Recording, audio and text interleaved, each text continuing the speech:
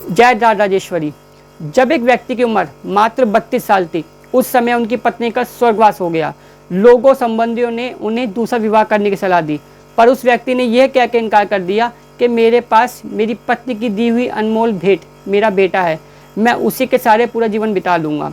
जब उसका बेटा जवान हुआ, तब पिता ने अपने कारोबार की सारी जिम्मेदारी अपने बेटे को दे दी और थोड़ा बहुत समय अपने मित्रों के साथ और थोड़ा बहुत समय अपने ऑफिस में बिताने लगे। जब वो बेटा शादी लायक हुआ, तब उस पिता ने अपने बेटे की शादी करवा दी और अपने घर की पूरी जिम्मेदारी अपनी बहू को दे दी, जिससे वो और निश्चिंत हो गए। पुत्र की शादी के 1 साल के बाद जब पिताजी दोपहर का खाना घर पे खा रहे थे, उनका बेटा भी ऑफिस से घर पे दोपहर का खाना खाने आया हुआ था। वह हाथ धो रहा था और उसने सुना कि उसके पिताजी ने अपनी बहू से कहा है कि बेटा थोड़ा दही दे देना।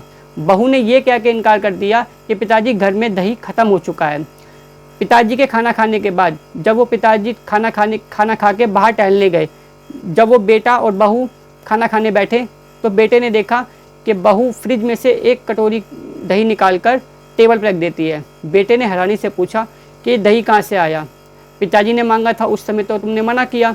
तो उस बहू ने कहा कि पिताजी का क्या है, पिताजी तो घर में ही रहते हैं, पर तुम मेहनत करते हो, तुम्हारे लिए दही बहुत ज़रूरी है और घर में एक कटोरी दही था जो मैंने तुम्हारे लिए बचा के रखा था। उस समय तो बेटे ने अपनी पत्नी को कुछ भी नहीं कहा। फिर कुछ समय के बाद उस बेटे ने एक दिन अपने पिता से कहा कि पिताजी कल आपको मेरे साथ अदालत चलना है, मैं चाहता हूँ कि आपका दूसरा विवाह हो जाए।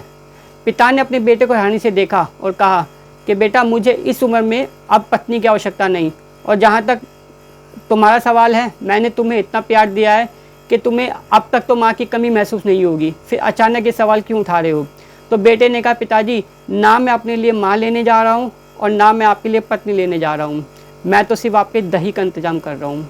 और कल से मैं किराए के मकान में रहूँगा आपकी बहू के साथ और आपकी कंपनी में एक वेतनधारी नौकर की तरह नौकरी करूँगा, ताकि आपकी बहू को ये मालूम पड़ सके कि दही की असली कीमत क्या है।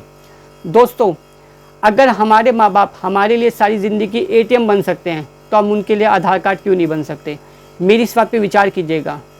आप सब लोग स्वस्थ रहें, इसी कामना के साथ सभी को जय राम जी की जय श्री कृष्ण।